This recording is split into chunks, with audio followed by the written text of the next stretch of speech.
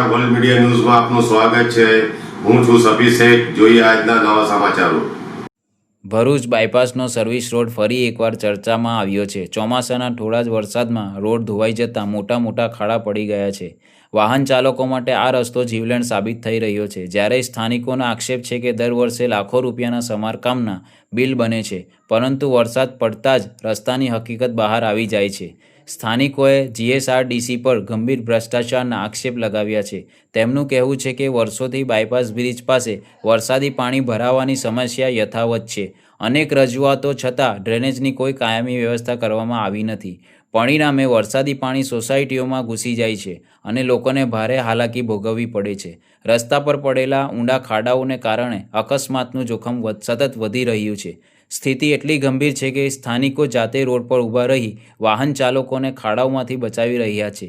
કોંગ્રેસના નગરસેવક શમશાદ અલી સૈયદે સરકાર પર પ્રહાર કરતા કહ્યું કે સ્પેસ ટેકનોલોજીથી રસ્તા બનાવવાના દાવા થાય છે, તો પછી ગુજરાતના મુખ્ય માર્ગો પર આટલા મોટા ખાડા કેમ?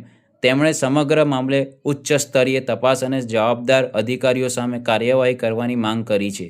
સ્થાનિકોએ જિલ્લા કલેક્ટર અને તંત્રને અલ્ટિમેટમ આપતા જણાવ્યું હતું કે જો તાત્કાલિક ગુણવત્તાસભર સમારકામ નહીં થાય તો ભરૂચ બાયપાસ પર રસ્તા રોકો આંદોલન કરવામાં આવશે। વિકાસના દાવાઓ વચ્ચે ભરૂચનો આ સર્વિસ રોડ હવે તંત્રની કામગીરી સામે મોટો સવાલ બની રહ્યો છે।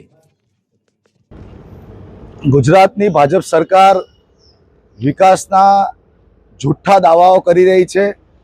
તેની એક સાબિતી આજે ભરૂચના બાયપાસ ફ્લાયઓવરની કહી શકાય કે આજુબાજુના જે સર્વિસ રોડ છે એ સર્વિસ રોડ પર જોઈ શકાય છે।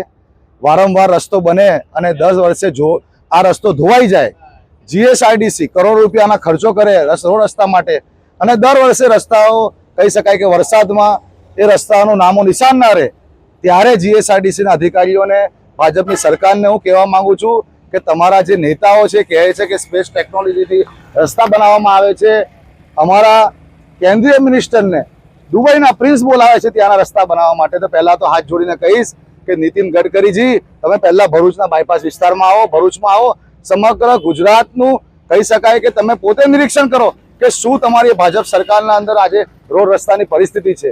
આજે જીએસઆરડીસીનો જે કહી શકાય કે વિભાગ છે સૌથી ગુજરાતનો ભ્રષ્ટ વિભાગ છે। વારંવાર એમના અધિકારીઓને આ મુદ્દે ધ્યાન અમે દોરાવીએ છીએ કે આ બાયપાસના બ્રિજ પાસે જે પાણી ભરાય છે સર્વિસ રોડ પર, એની માટેની બાજુમાં ડ્રેનેજ લાઇન બનાવો જેથી સોસાયટીમાં પાણી ના ઘૂસે, પરંતુ જીએસઆરડીસીના અધિકારીઓએ કામ કરવું નથી અને કામ કરે છે તો ભ્રષ્ટાચાર રૂપી કામો કરવા છે એમને। આજે અહીંયા લોકો રોડ પર છે, લોકોને રસ્તો બતાવી રહ્યા છે કે ભાઈ તમે સાઈડ પરથી નીકળો, કેમ કે વાહનો પટકાઈ રહ્યા છે, વાહનો પડી રહ્યા છે, નાના બાળકો પડી રહ્યા છે।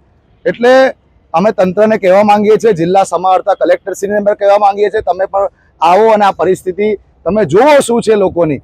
તાત્કાલિક જીએસઆરડીસીને આદેશ આપો, આ રસ્તો બનાવવામાં આવે, ન બને જો કોઈ પણ કાર્યવાહી ન કરવામાં આવશે તો તાત્કાલિક ધોરણે અમારે આના ઉપર એક્શનના ભાગરૂપે આ રસ્તો બ્લોક કરવો પડશે।